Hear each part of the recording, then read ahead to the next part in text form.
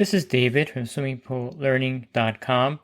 I'm going to go over Cal Hypo shock versus other forms of shock. And of course, the first thing you need to note is that not all Cal Hypo is created equally. Leslie's Power Powder and Power Powder Plus contains 70% to 73% calcium hypochlorite, or Cal Hypo, and with 70% available chlorine, this is a very strong and powerful Cal Hypo shock. It's also very fast dissolving, and it's very easy to use. You simply broadcast it into the pool with the pool running. If you have a vinyl pool, I suggest putting it directly in the skimmer with the pool running. What makes Cal Hypo great as a shock is that it doesn't contain any cyanuric acid, so you won't be adding cyanuric acid to the pool when you're using Cal Hypo. If you're using trichlor tablets as your primary sanitizer, I suggest shocking your pool with Cal Hypo since it does not contain any cyanuric acid. As mentioned, not all Cal Hypo is created equal. Other brands of Cal Hypo, like the HTH brand here, has a lower concentration of Cal Hypo and a lot more filler ingredients, so it may be less expensive than the store brand Cal Hypo, but it's not going to be nearly as effective, and you kind of get what you pay for when you're buying Cal Hypo. Other brands of Cal Hypo may not be as fine of a powder, and this could cause problems with it clumping up on the bottom of the pool.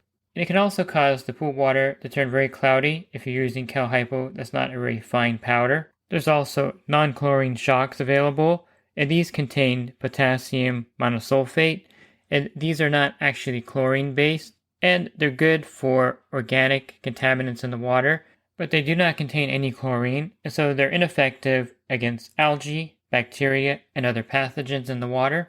Liquid chlorine would be the most comparable to Cal Hypo. If you wanted to shock a pool with liquid chlorine, it is very effective.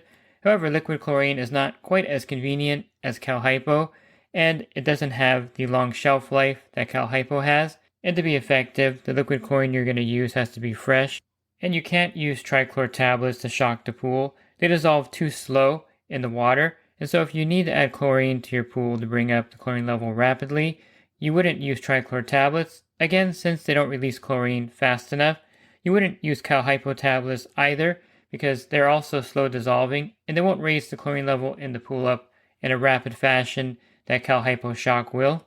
You might also consider using a Dichlor shock to raise the chlorine level up in the pool rapidly. However, Dichlor does contain cyanuric acid, and so as you're adding Dichlor to the pool, you're also raising cyanuric acid.